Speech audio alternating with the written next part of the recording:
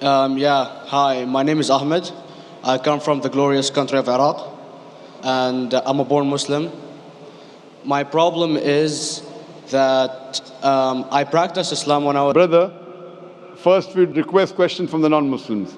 Once Yeah, all the questions from non-Muslims are over, inshallah, we'll give you a chance. yeah, but I'm telling you my problem only. It's okay. But you said you're Ahmed and you're a born Muslim. I am born Muslim. But now are you a Muslim or not? I'm agnostic. Oh, so now you have left the religion of Islam. Yeah, I'm confused. Okay, fine. If you have left the religion of Islam, you can ask the question, brother. Okay.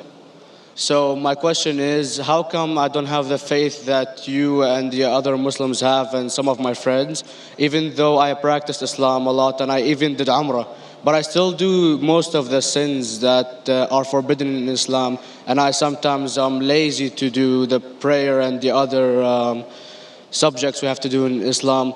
I have read many books and about other religions and conspiracy theories and documentaries and such. I even have seen your own videos on YouTube, and there are many questions that go around my head about Allah and the Messenger and Muslims in general.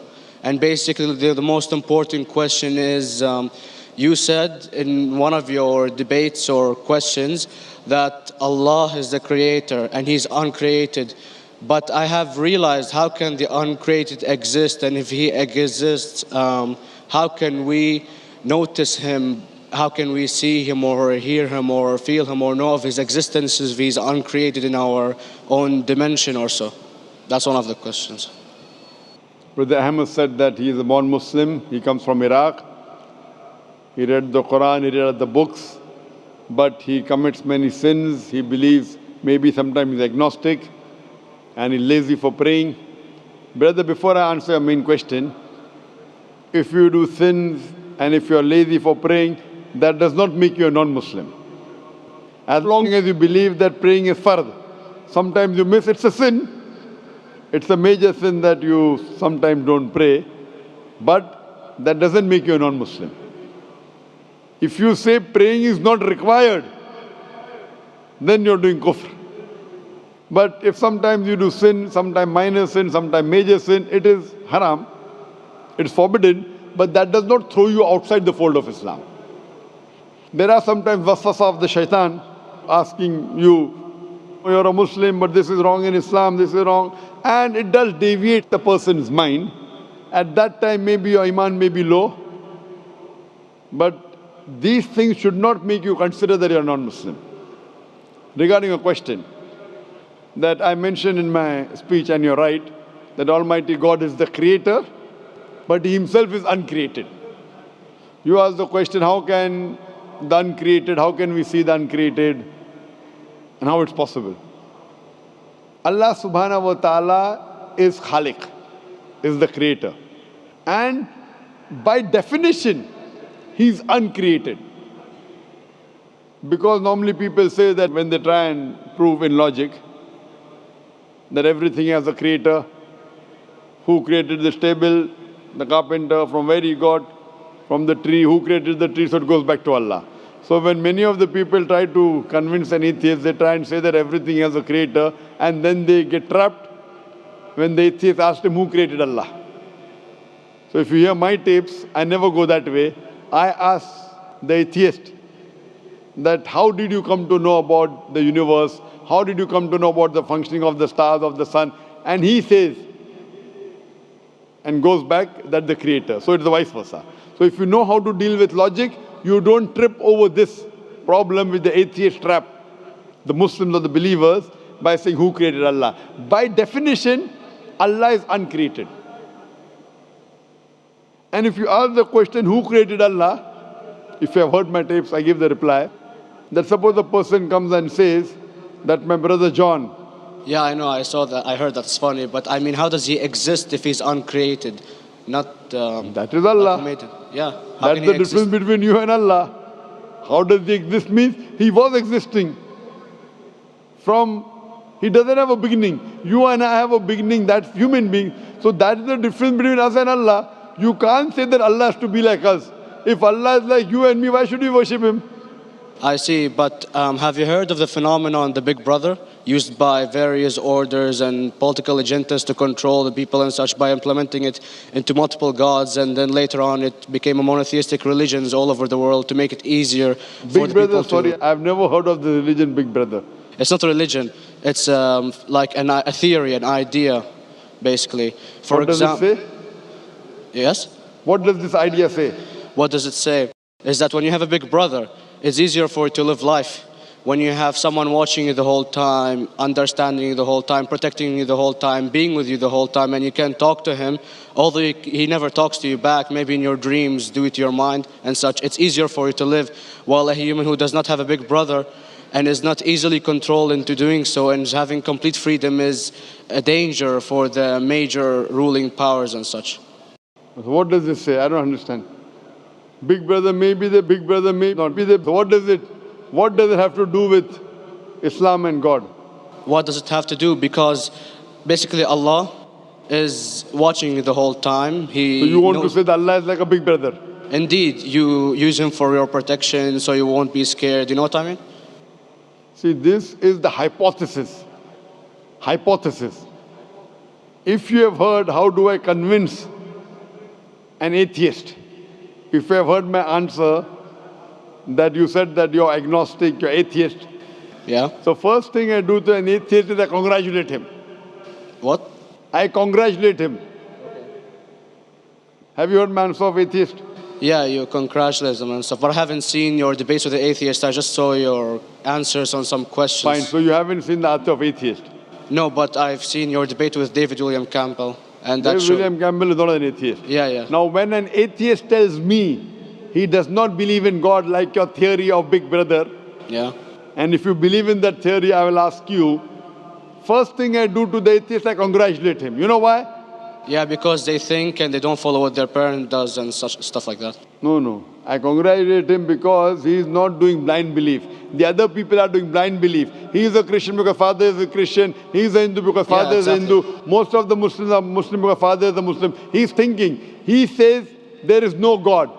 He has said the first part of the Islamic Shahada, La ilaha. The reason I congratulate him is because he has said the first part of the Islamic Shahada, Islamic creed, La ilaha. The only thing I have to do is illallah, which I shall do inshallah. So if you have heard my answer, an atheist becomes an atheist because he believes in science, he believes in logic.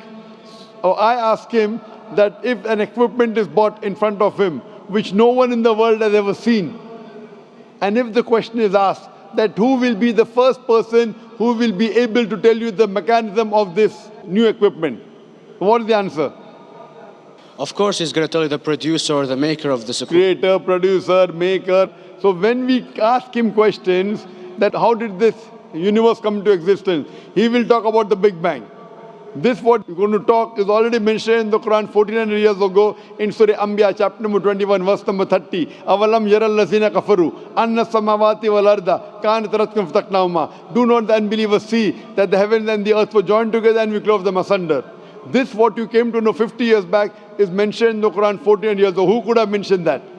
Well, in various civilizations in like 2000 or 5000 BC before Islam came or Christianity itself, there was various civilizations that are good in astronomy and they know more about our solar system than we do now, sadly. Brother, your knowledge of science is little, not in-depth. I do agree. There are certain things which were known as hypotheses. For example, we came to know, we were proved that the earth was spherical in 1577.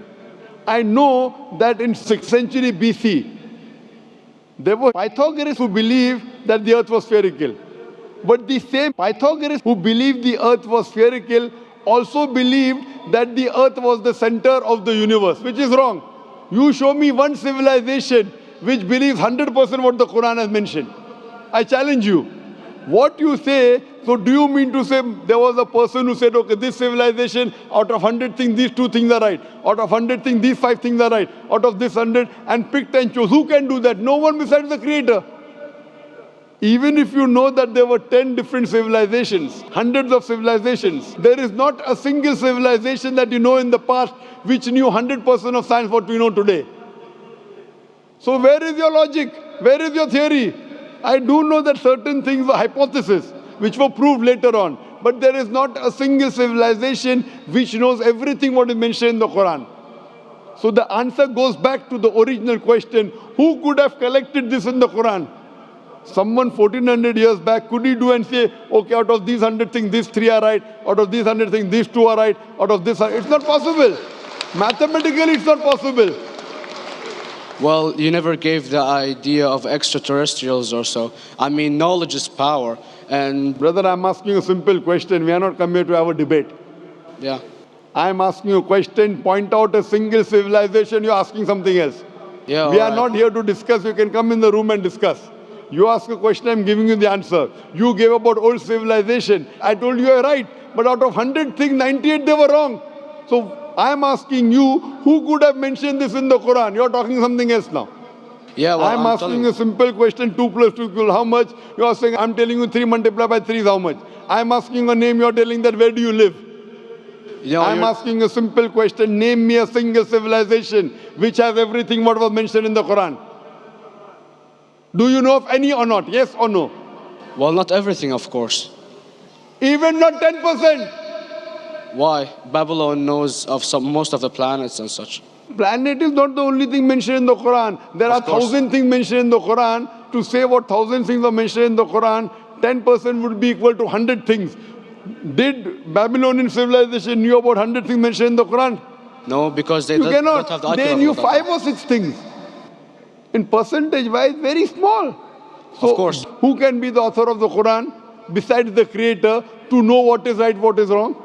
Today science has established the hypothesis mentioned by Babylonian so many centuries back is today proven. So these were hypotheses in the past, which out of them many have been rejected, some have been accepted. So to collect all which is 100% correct has to be from the creator and no one else. Hope that answers the question.